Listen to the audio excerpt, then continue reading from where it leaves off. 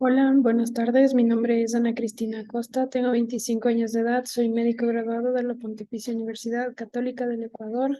Al momento me encuentro trabajando en el Hospital de Especialidades Fuerzas Armadas número 1 en el servicio de nefrología y en la Clínica de la Merced en la unidad de terapia intensiva. Una de las motivaciones por las cuales quiero unirme a su equipo es por la forma y el método de enseñanza que ustedes tienen, sale de lo convencional y entra en lo moderno. Y qué mejor que realizarlo a través de la docencia, explotando el potencial tanto de los educadores como de los estudiantes que acceden al contenido médico. El tema que les voy a exponer el día de hoy es de nefritis lúpica. Es un tema que al momento está en mucho realce en el servicio en el cual me encuentro trabajando, por lo que considero que es un tema muy importante a presentar. Entonces vamos a comenzar. Para hablar un poco, el lupus eritematoso sistémico es una enfermedad inflamatoria crónica de etiología autoinmune que afecta a nivel generalizado a la persona y se manifiesta desde afecciones leves, graves o incluso que pueden llegar a la fatalidad. A nivel de epidemiología en el Ecuador, tenemos que el debut del lupus puede ser entre los 30 y los 50 años. La relación de presentación en mujeres versus hombres es 10-1, en descendencia principalmente afroecuatoriana, y tiene mucha correlación con los marcadores genéticos y déficit hereditarios que se pueden encontrar en la persona.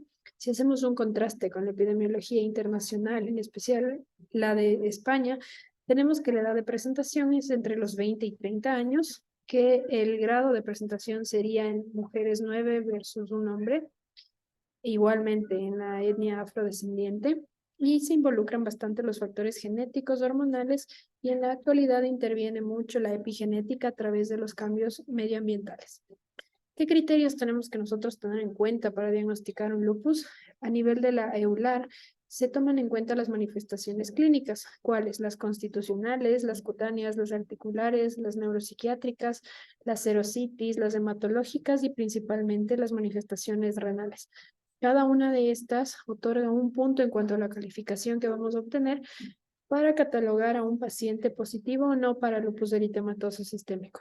Enfocándonos un poco en las manifestaciones renales, principalmente vamos a tener el rango proteinúrico, que será más de 500 miligramos en 24 horas, la clase identificada de nefritis lúpica por biopsia renal, que sería la 2 o 4 o la 3 o 5.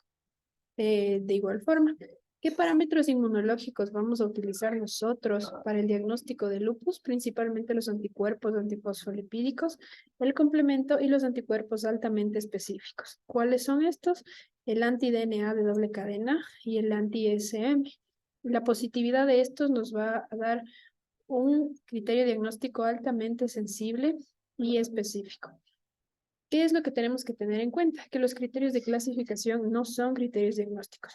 Sin embargo, si nosotros tenemos un parámetro inmunológico positivo, que en este caso sería el ANA en una dilución positiva más de 1,80, este es un criterio de entrada para investigar patología inmunológica. Los pacientes como tal tendrán más de 10 puntos para ser clasificados como un lupus eritematoso sistémico positivo, y de igual forma, las manifestaciones que se encuentren presentes pueden, como no pueden, estar correlacionadas con un lupus eritematoso sistémico, ya que se abre un amplio abanico de patología autoinmunológica. Enfocándonos más en la nefritis lúpica, tenemos que el 50% de pacientes diagnosticados de lupus van a tener un diagnóstico concomitante de nefritis lúpica, lo cual va a elevar su morbimortalidad. ¿Por qué? Porque la nefritis lúpica como tal es el depósito de complejos inmunes a nivel circulante o in situ.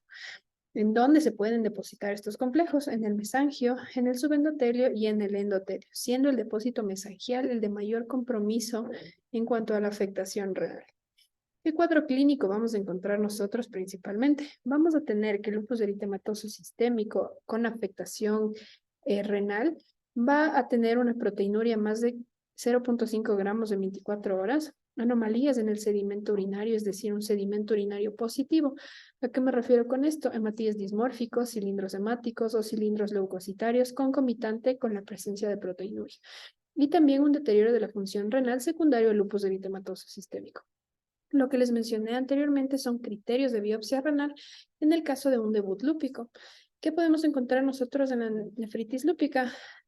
Una vez que se ha hecho la biopsia renal, una nefritis no proliferativa, que son la clase 2 y 5, una nefritis proliferativa, que sería la clase 3, 4, y una mixta, que es la unión de la clase 3 y 5, de una afectación segmentaria y generalizada a nivel renal. ¿Qué es lo que se describe usualmente en la biopsia renal? El índice de actividad y el índice de cronicidad. ¿A qué nos va a ayudar esto? A determinar una estimación en cuanto a la probabilidad que tiene la persona de generar una reversibilidad en su función renal. ¿A qué me refiero con esto? Que si la persona tiene un índice de cronicidad elevado, la probabilidad que la persona tiene de recuperar su función renal es muy bajo en relación a una persona que tenga un índice de cronicidad bajo. ¿Ya? ¿Qué más vamos a describir en la biopsia renal? El tipo de lesión tubulointersticial que se va a presentar y la afectación vascular que tenga. ¿Qué tipos de depósitos van a estar a nivel de los glomérulos identificados por inmunofluorescencia? También tenemos que tener en cuenta que podemos encontrar otras formas clínico-histológicas que no necesariamente son compatibles con una nefritis lúpica. ¿Cuáles son estas? La podocitopatía lúpica, una microangiopatía trombótica, una nefritis intersticial, una glomerulonefritis por crioglobulinemia positiva y una necrosis tubular aguda. ¿Qué factores van a influir en el cuadro clínico de un paciente con esta patología? Principalmente la proteinuria, la función renal y el sedimento urinario. ¿Qué es lo que debemos hacer nosotros como personal de salud? Tratar de modificar estos factores. ¿Cómo? Principalmente con el control del peso, de la presión arterial, del tipo de fármacos que se van a administrar y a qué dosis y con qué frecuencia. Y también saber hacer un diagnóstico diferencial en cuanto al sedimento urinario que se presente, ya que el sedimento urinario puede estar alterado en diferentes patologías, desde la infección de vías urinarias hasta una litiasis renal, una cristaluria, tumores, malformaciones e incluso una microhematuria en estudio. ¿Cómo podemos clasificar nosotros la nefritis lúpica? En 6 grados, básicamente, siendo el sexto ya una enfermedad renal crónica, una enfermedad renal crónica terminal con criterios ya de permanencia en diálisis. Sin embargo, existen 5 clases previas ante las cuales nosotros podemos manejar de forma clínica, evitando la progresión del deterioro renal. ¿Cómo podemos nosotros valorar esto? Con microscopía óptica, con inmunofluorescencia y con una correlación clínica.